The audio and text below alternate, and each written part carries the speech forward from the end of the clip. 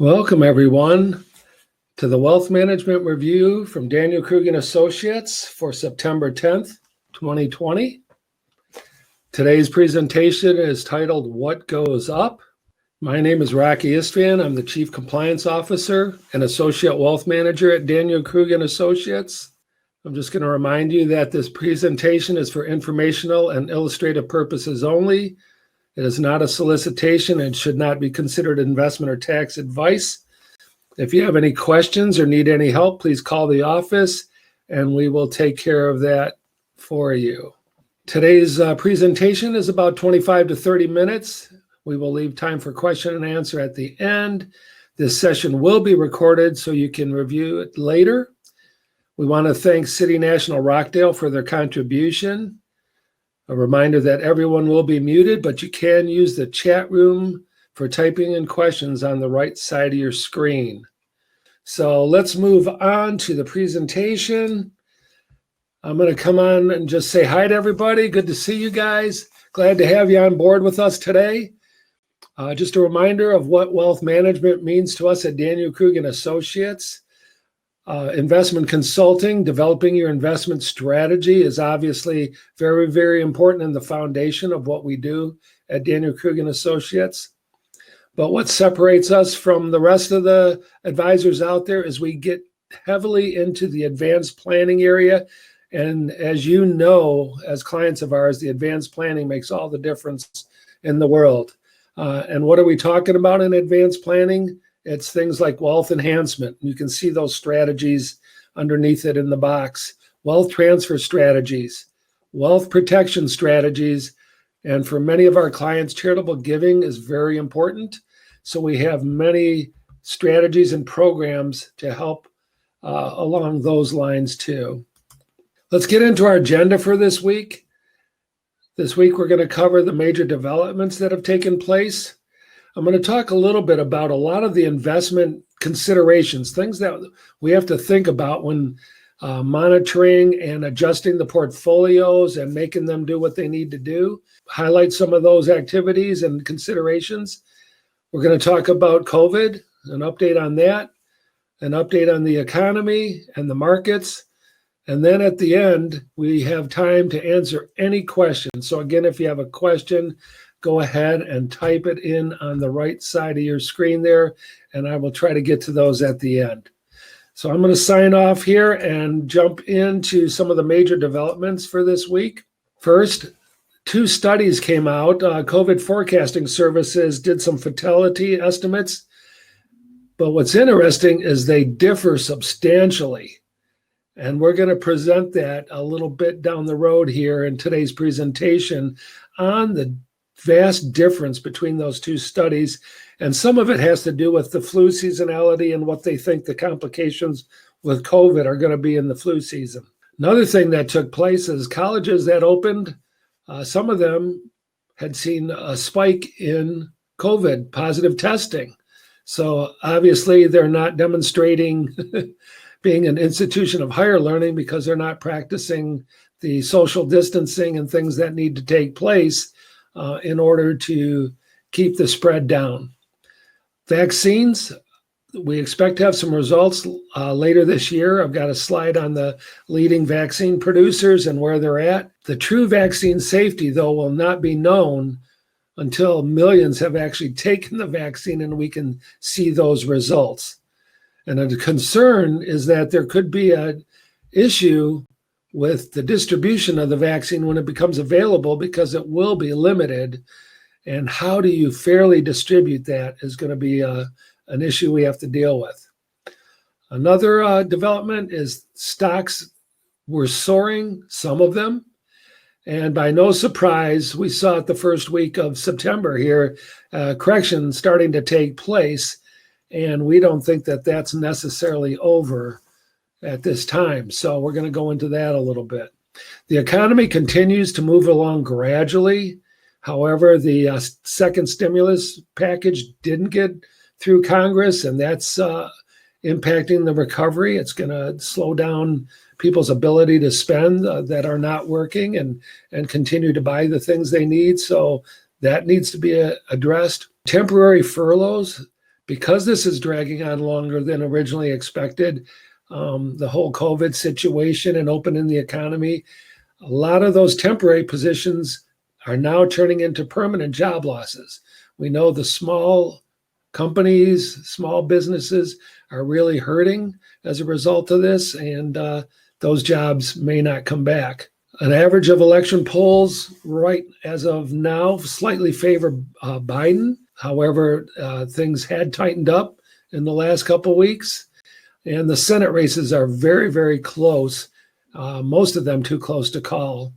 So it's going to be an interesting election season. Business reopening remains largely undefined. It's very difficult, even within states, how to reopen businesses, what businesses. I know here in Michigan, we've seen some easing up a little bit. Some of the gyms have been able to open and things like that with 25% capacity, things like that. So we're moving forward, but other states have had to pull back a little bit.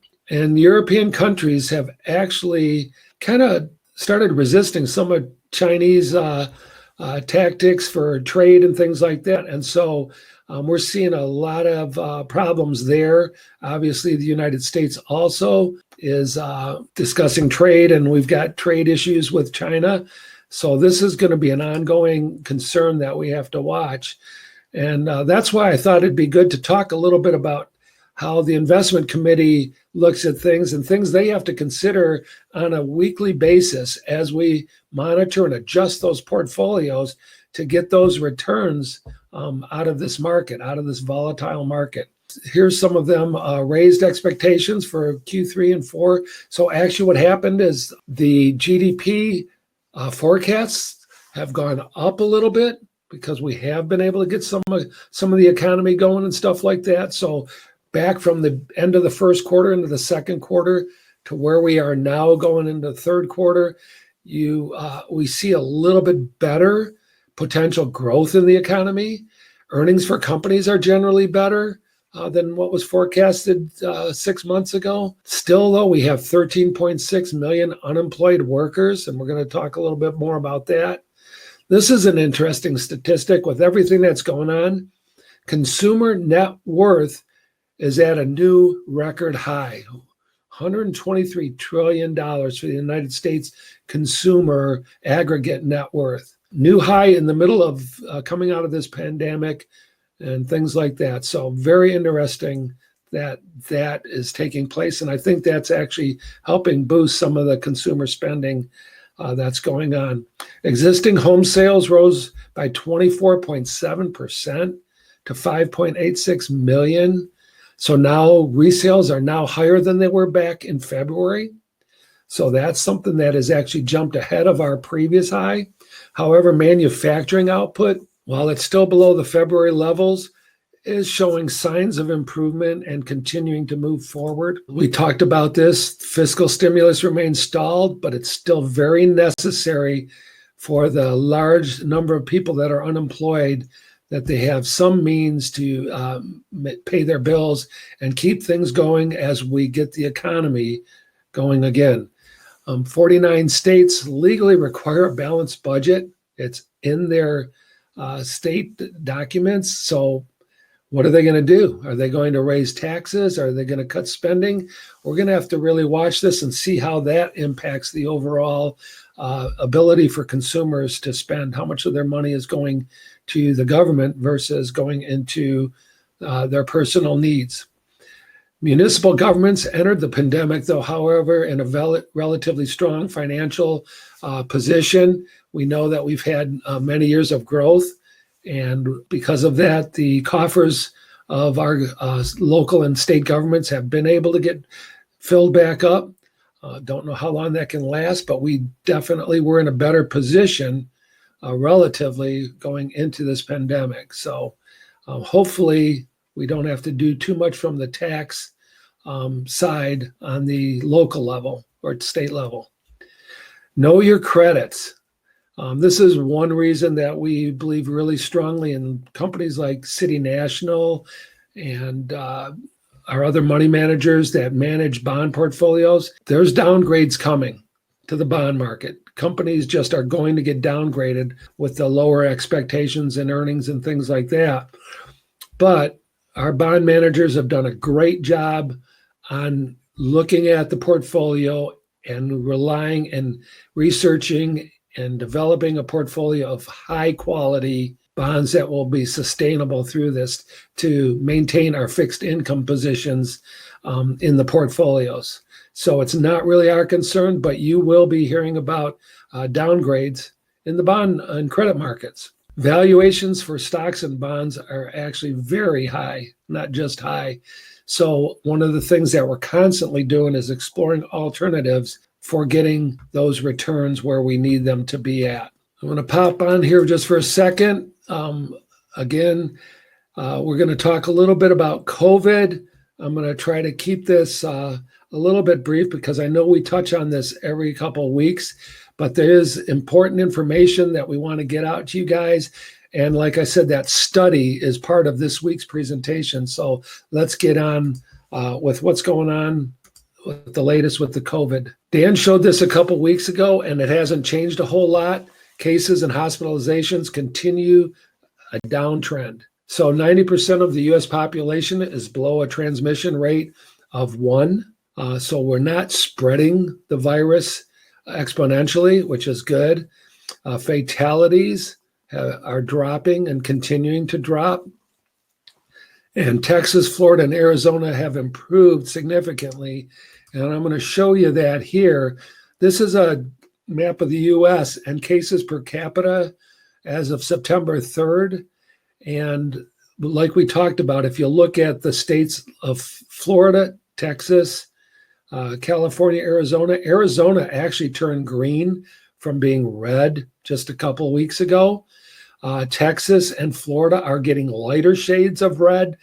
So those are signs of improvement. California is not red. Again, this is a red, yellow, green. Going more towards green is better. So we've got less states in the red. The ones that are the deepest are North Dakota, South Dakota, and Iowa. But overall, we end Hawaii. I'm sorry I left them out, but they're also still in a red situation. But they are all improving. It's just a couple of states that have lagged behind the curve for the rest of the country. Let's focus a little bit on what's happening because you've heard in the news that there's been a spike in Spain. So let's look at what's going on in Europe. Spain does remain to be a trouble spot. France has also had a flare-up. So we're monitoring this, and they are definitely taking this seriously. It's in the news daily on what England and Spain and France are doing to adjust to a potential increase there. But we have seen cases. Now, this is not hospitalizations or deaths. Some of this is attributable to testing, but still the fact is that it's on the increase there. So it's something we want to watch. And when we look at a global map, again, using the red, yellow, green stoplight, red being bad, green being good, you can see where the hot spots are. South America actually has the worst per capita, and some parts of Europe, like we just talked about, Spain, France, and India have seen some increases. So we're monitoring those as we move forward. This is that study. The two studies that I told you in the beginning have quite different projections. One is the COVID-19 project, and that is the one that's showing the blue dotted line, what they're projecting as far as deaths moving forward into the fall. The other is the Institute of Health Metrics, the University of Washington, which is the Bill Gates study. Bill Gates is behind this. They're showing an extreme increase coming, and they're attributing that primarily to going into the flu season. Now, the one thing I do want to say about this is you have to be wary of any headlines that talk about future fatalities beyond 8 weeks, because the studies have shown us, and we go all the way back to the beginning where they were talking about hundreds of thousands and millions possibly dying from this in those projections. that didn't play out. It's very difficult to project that far out. About 8 weeks, you can tell based off of new cases, positive test rates, and hospitalizations, they can project better what's going to happen in the future as far as the death tally. But right now, we're on a downward trend, and we don't believe that we're going to see a huge spike. But again, we have the flu season starting up here in just a few weeks, so we will see how that factors in. So the vaccine timeline, let's talk about that a little bit. Here are the major companies developing a vaccine. They all have a little different approach to it. Their initial vaccines started in the late July through September timeframe. And we are actually expecting companies like Moderna and Pfizer to get limited FDA approvals coming up here in the fall. AstraZeneca was also in that group. However, just 2 days ago, they came out and said that they've had to delay their FDA approval process due to some issues they've got in the testing. So they're working on that. So they're probably going to be a little later. But this is the latest timeline on the vaccines from the major companies. Let's move on and talk a little bit about the economy. So looking at the speed dials, again, the green, yellow, red, the stoplight, green is good, yellow is neutral, and red is negative. If we look at the very first speedometer for housing and mortgages, we see that's in the green. Things also were moving further into the positive range. If you can see the light bar versus the dark one in the green area there, the lighter shade is where it was before last month, and the darker is where it's at today.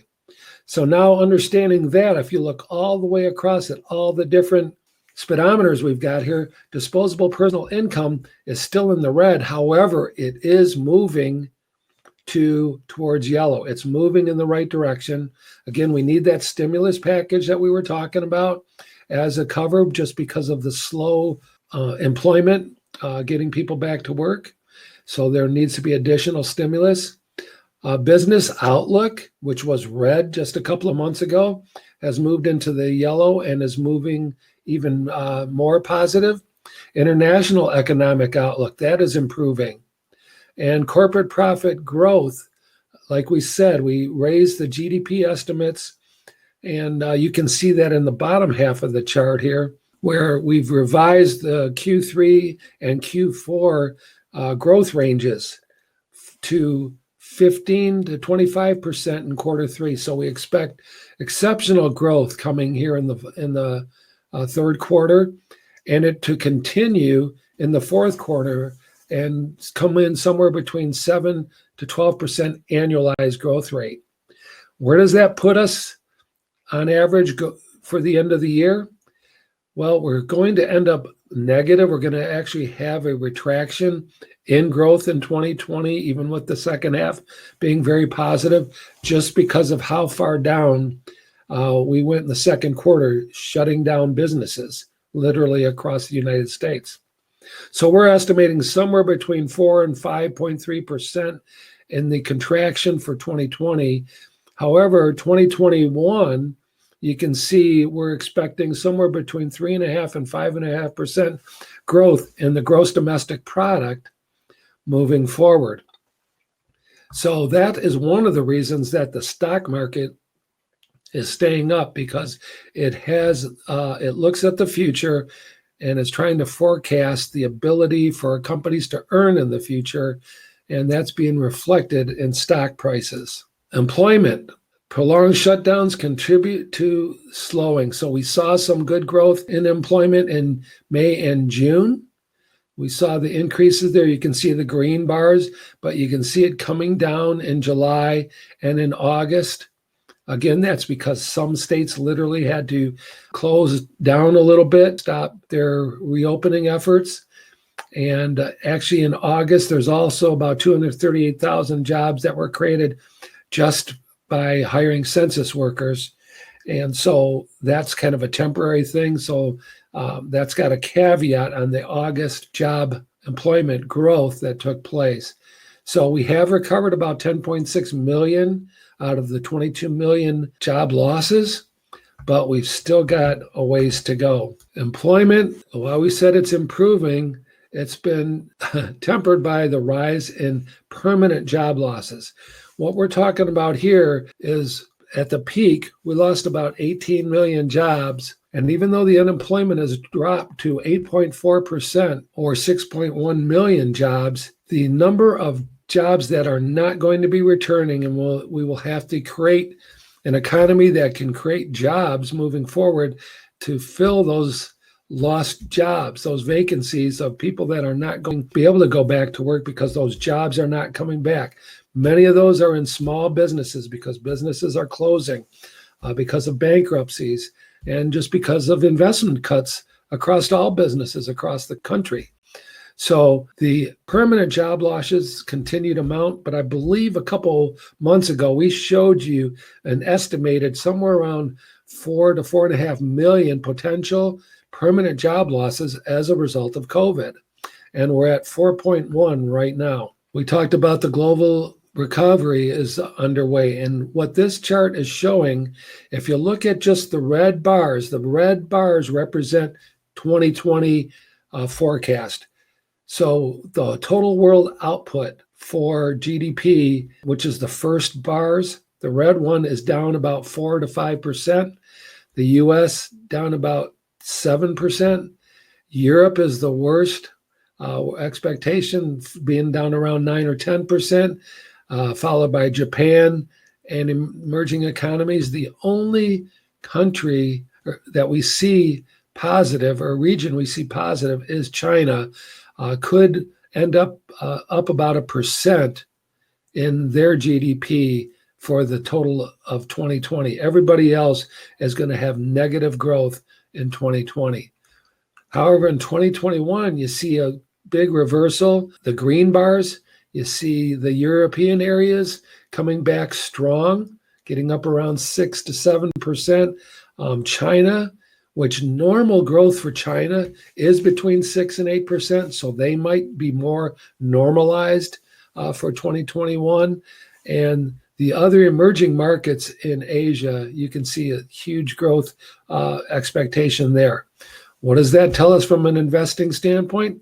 That we need to be looking at those economies and looking for opportunities. And that's one of the things we talked about up front, that their investment committee is considering, is where do we go to get some of that growth? You know, if other areas, other traditional areas are slow or not growing as expected. A little bit on the market now. We showed this also in our mid-year review. What this graph is basically showing is that there were 6 large tech companies that were growing at a faster pace than the general economy. And that's represented by the green line in this chart. You can see literally from the beginning of 2015 through June of 2020 that those 6 high-tech companies, and they are Facebook, Alphabet, Netflix, Amazon, Microsoft, and Apple, all were outpacing the rest of the world, the rest of the United States, as far as growth within companies and sectors and regions. When you take the 6 companies out of the S&P, that is the gray line that you see, and you can see that the gray line outpaced the orange line, which is the international market. So the S&P still outpaced the international market, but it was much closer in line with the growth that was seen across the world, taking out those 6 companies. And why I brought this chart in is to talk a little bit about what's happened over the last week. Again, we showed you the PE ratios at an all-time high. We are even higher than we were just a couple of weeks ago. We're at 29.05 for the S&P, which is very, very high and in a overpriced range. And we've been talking about that. The market is overvalued. So based on that, what we did is break down the S&P in this chart, which is the light blue line, the one at the bottom, and then talked a little bit how that compares to companies that have been focused on the digital revolution. If you remember, we went from analog to digital many years ago, but we're still in that kind of digital revolution. Remember when you had an analog phone? Some of you can remember this, having an analog phone in your home and having to get a new phone because they switched the phone service to digital. That was the start of it. But what's going on now? We've got 5G coming, which is 10 times faster than the 4G service we have out there right now. We've got blockchain technology driving cryptocurrency, things like that. We've got a lot of things going on that are still driving this digital revolution. But what we did was we took those 6 companies out of that whole digital revolution sector and showed their growth, and that's this red line. And look at what happened since the market drop with COVID, the market crash.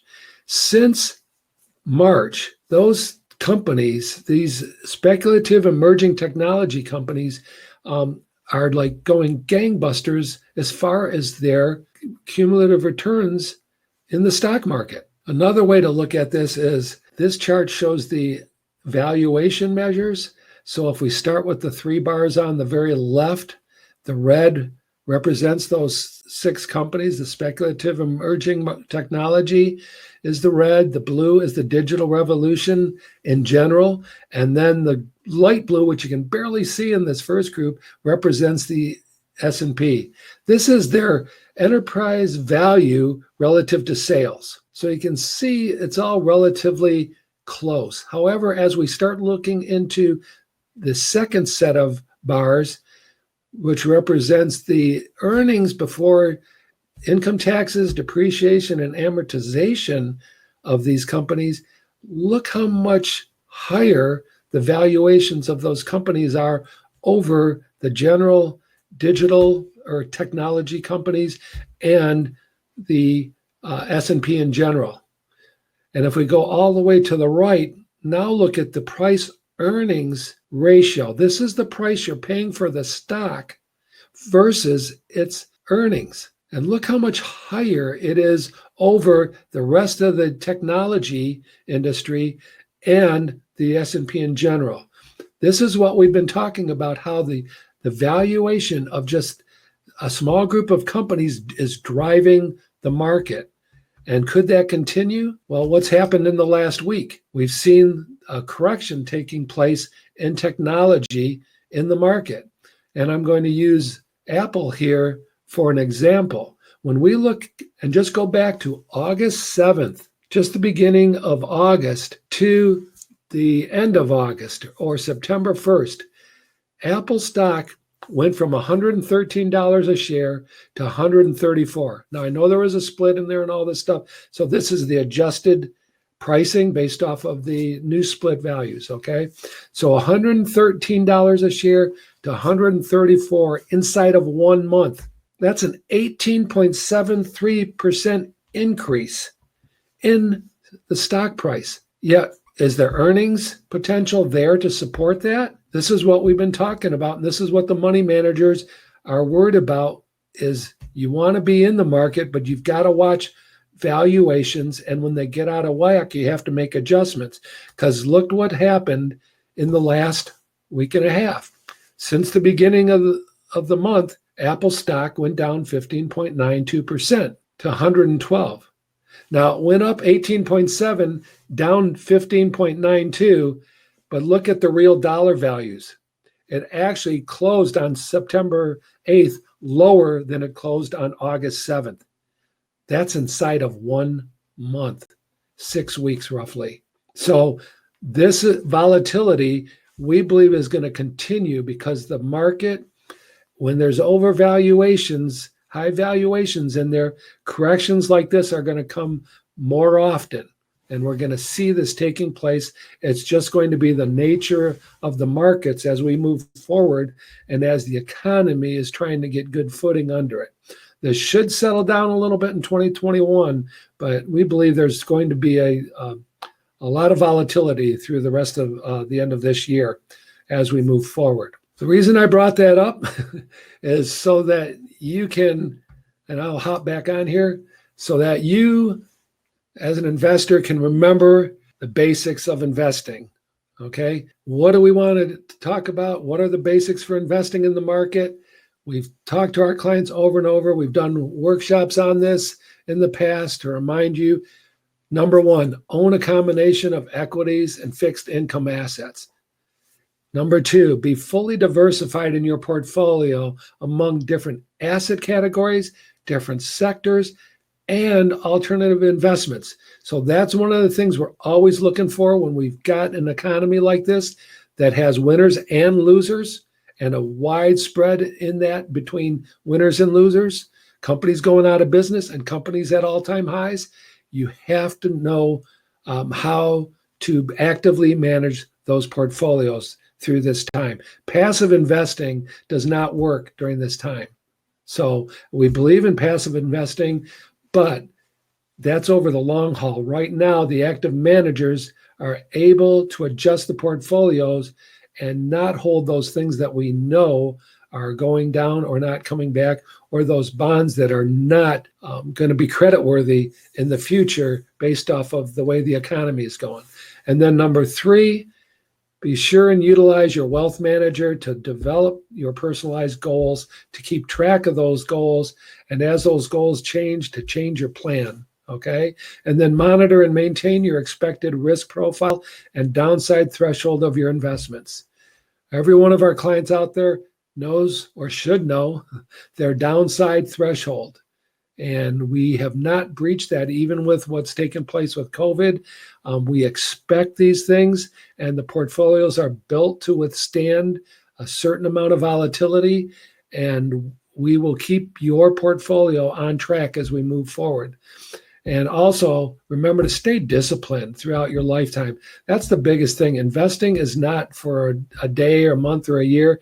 This is over years to achieve those long-term goals you have for you and your family moving forward. And we're here to help do that. So that's pretty much our presentation for today. A reminder that we are out on YouTube. If you have missed any of these presentations, to go out there and look at Daniel Krug and Associates, do a search. You will find us out there. You will find all of our previous webinars out there discussing our different strategies that are out there. We've broken some down so you can see just little 10, 15-minute pieces instead of the full presentation. So go look through those and be refreshed on what's going on. Again, we appreciate you being on. And if you have any questions, I'll give you a second to type those into the chat box over there.